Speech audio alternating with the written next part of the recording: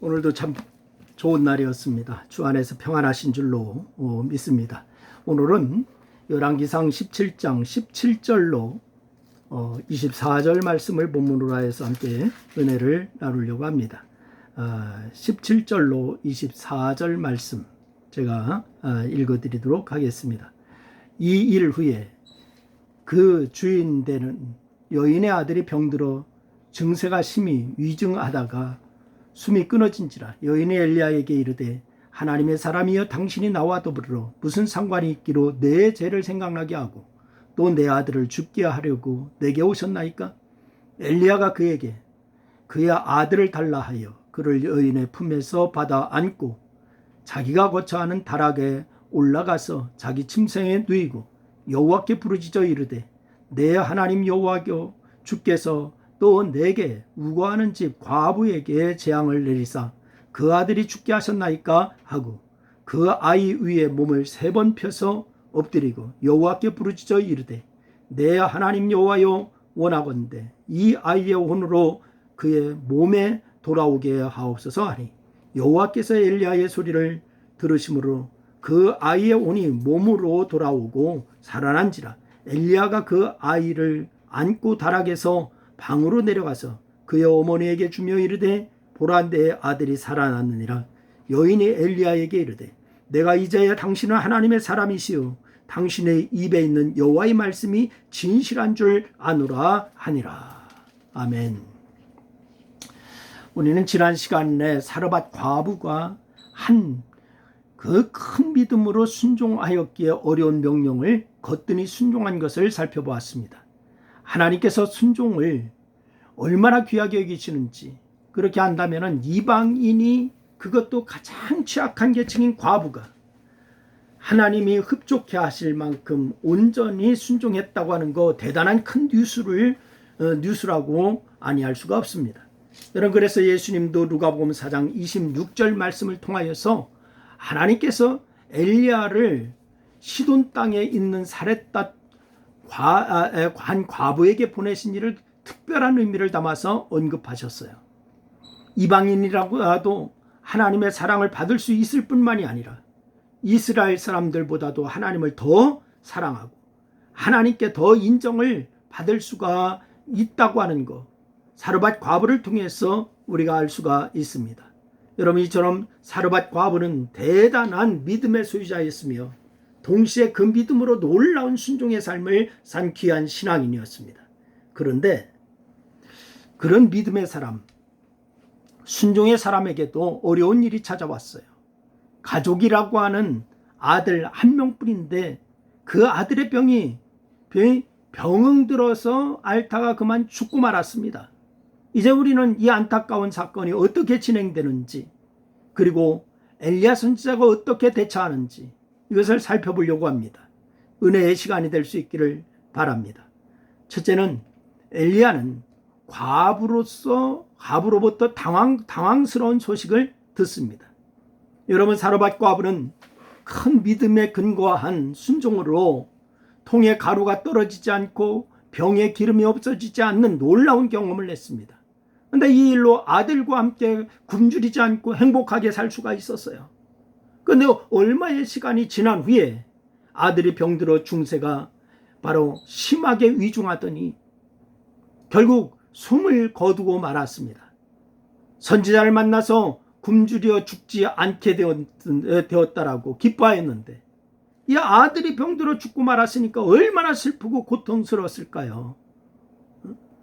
아들은 과부에게 유일한 생의 희망이었는데 아들이 죽었으니까 과부는 모든 소망도 삶의 낙도 다 잃어버린 거예요.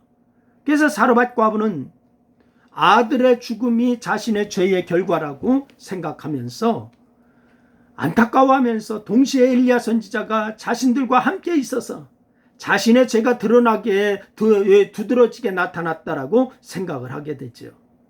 그래서 선지자에게 달려가서 이렇게 얘기하죠. 당신을 선대한 결과가 이것이냐? 당신에게 섭섭하게 대한 것이 도대체 무엇이느냐?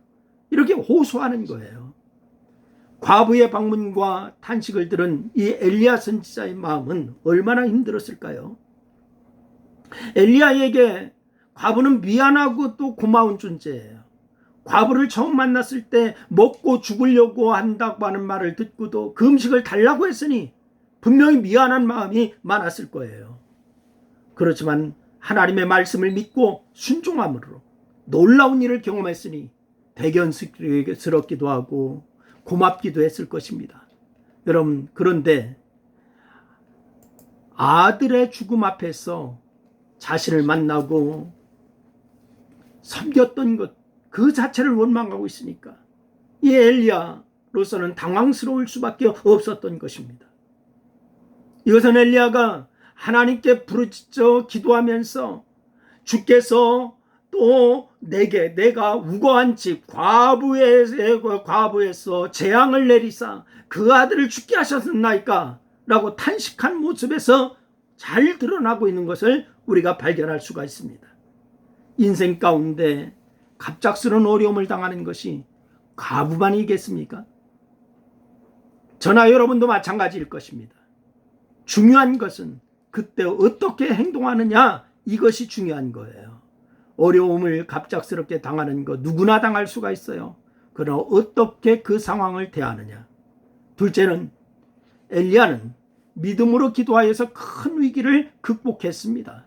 흔히 위기를 위대한 기회라고 많은 사람들이 얘기합니다. 하지만 노력만으로 위기를 위대한 기회로 만드는 것은 아닙니다. 여러분, 예컨대 과부의 아들이 죽고 과부가 깊은 절망 가운데 있으며 엘리야 선지자 자신은 당혹 가운데 어쩔 줄을 모르는 그 상황에서 어떤 노력이 필요할까요? 여러분, 사실 아무것도 할 것이 없습니다. 위기에서 벗어나게 하시고 위대한 기회가 되게 하시는 하나님의 도움을 받아야 됩니다. 이때 가장 중요한 거, 믿음으로 기도하는 것입니다. 여러분, 엘리야 선지자는 이 사실을 너무나 잘 알고 있었어요. 그래서 전적으로 하나님을 붙잡습니다. 과부의 죽은 아들을 받아 안고 자기가 거처하는 다락에 올라가서 엘리야는 그 아이의 위에 몸을 3번 펴서 엎드리고 기도합니다. 여러분, 유대인에게 3번은 완전수를 의미하는 거예요. 우리식으로 3번 기도했다, 나도 3번 기도했는데 왜 안 돼? 이게 아니고요. 유대인들에게는 3번 그럼 완전수를 의미하는 거예요. 즉 엘리야는 전적으로 하나님을 기대하며 하나님께서 반드시 죽은 아들을 살려주실 것이다 라고 하는 걸 믿고 기도에 전념한 것입니다. 그런 믿음이 있었으니까 했던 거예요. 죽은 자가 살아나기를 기도하는 것은 보편적인 것이 아닙니다. 하나님에 대한 큰 믿음이 없으면 시도조차도 할 수가 없는 일입니다. 결국 엘리야는 그 믿음의 기도를 들으신 하나님께서 그 아이를 살리게 하시는 기적을 경험합니다. 기쁨으로 아이를 과부에게 줄 수가 있었습니다. 그리고 이 일을 통해서 과부는 이전보다 비교할 수가 없는 큰 믿음을 가진 자로 성장할 수가 있었습니다. 여러분 역시 이런 믿음의 도약을 경험하기를 주의 이름으로 축원합니다. 기도하겠습니다. 하나님 아버지, 우리에게 믿음의 진보, 믿음의 도약이 있게 하여 주옵소서. 오늘 이 엘리야처럼, 이 사렙밭 과부처럼 믿음으로 하나님을 아버지 신뢰하는 자가 되게 하시고 따르는 자가 되게 도와 주옵소서. 예수님의 이름으로 기도했습니다. 아멘.